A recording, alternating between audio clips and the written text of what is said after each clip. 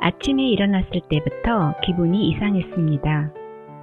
그러니까 평소답지 않게 이상하게 기분이 평온했습니다. 나쁜 꿈을 꾼 기억이 나지 않는다는 것은 특별했지만 어젯밤 자다가 불편한 일도 있었거든요.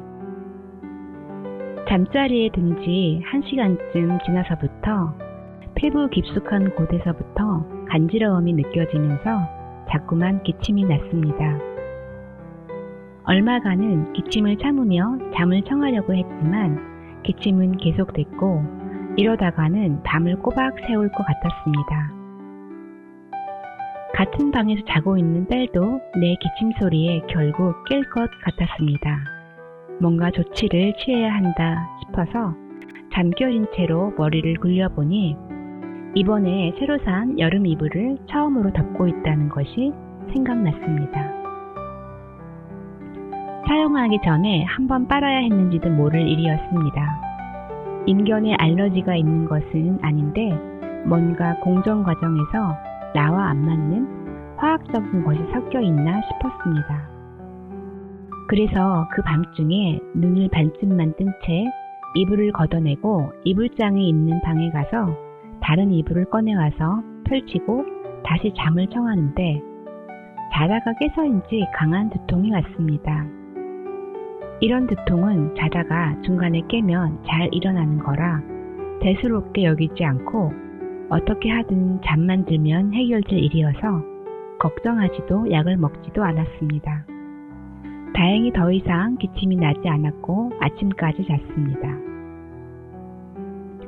그런 좋지 않은 해프닝이 있었음에도 불구하고 대부분의 우울증이 있는 사람들이 그렇듯이 아침이 가장 심적으로 힘든 편인데도 불구하고 오늘 아침에는 마음이 녹슨 새덩이 같지 않았습니다. 이유는 알 수 없었습니다. 집안은 장마철 특유의 높은 습도로 공기의 무게가 평소와 같았고 바깥 하늘은 윗지방에 엄청난 폭우를 몰고 온 구름대의 바깥자락이 무겁게 덮여 어둑했기 때문에 날씨가 나의 기분을 평온하게 하는데 기여하고 있는 것은 분명 아니었습니다. 심지어 어저녁부터 조짐이 있던 소화불량이 아침을 먹고 나서는 확실한 체중으로 변했습니다. 이미 위가 잘 운동하도록 하는 약을 평소대로 복용하고 있으니 내가 위를 위해서 더 먹어줄 약은 없으니까 나무 괄사로 명치를 문질러 주었습니다. 차라리 토해내면 속이 시원하겠지만 내가 복용한 약은 구토가 일어나지 않게 하는 성분이 들어있는 아이러니한 상황이라 어떻게 하든 음식물이 위에서 아래로 내려가도록 해결하는 수밖에 없었지요. 때문에 약간의 두통과 순간순간 어지럼증도 일어났지만 워낙 익숙한 상황이라 몸과 달리 기분은 아무렇지도 않았습니다. 아니, 불편하다고 이런저런 신호를 내보내는 몸을 혼자 떠드는 라디오처럼 무심하게 처리하면서 나는 딴 생각에 잠겨 아침 루틴대로 움직이고 있었습니다. 이상하게 기분이 좋은데 하면서 말이죠. 그래서 음악도 없는데 몸을 살살 흔들어 리듬을 타기까지 했습니다.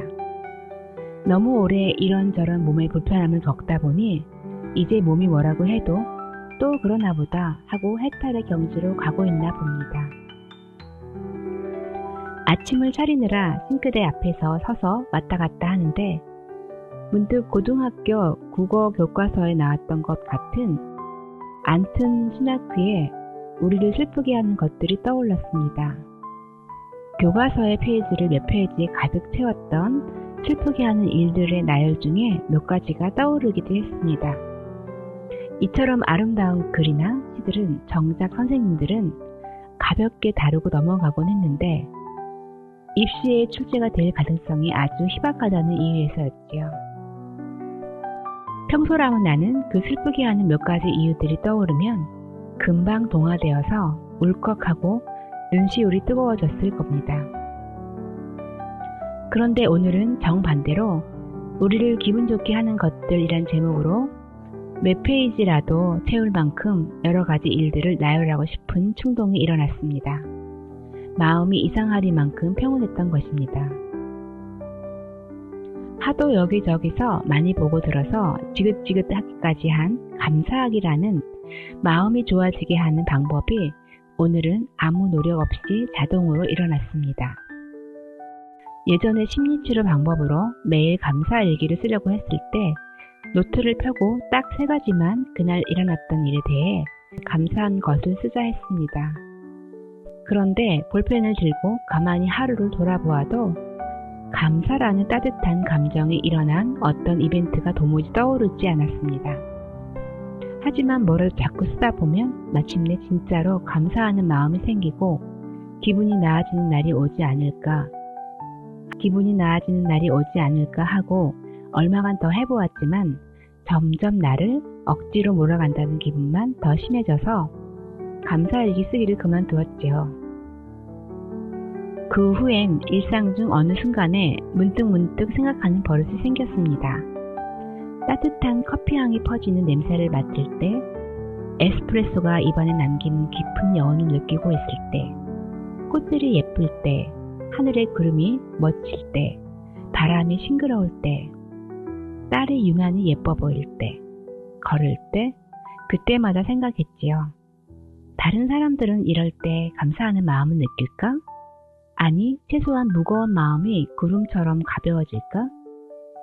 나의 마음은 이런 것들을 인지하면서 왜 좋다는 감정으로는 이어지지 않고 두터운 유리벽 저편에서 일어나는 일처럼 마음의 현이 한 줄도 꼼짝 않는 걸까? 기쁘고 좋은 일은 남의 일 같고 슬프고 아픈 일은 남의 일도 내 일처럼 느끼게 만드는 필터가 있는 걸까? 그런 내가 오늘은 어제와 다르지 않는 하루 속에서 어제까지와는 너무나 다른 느낌 속에 있었습니다.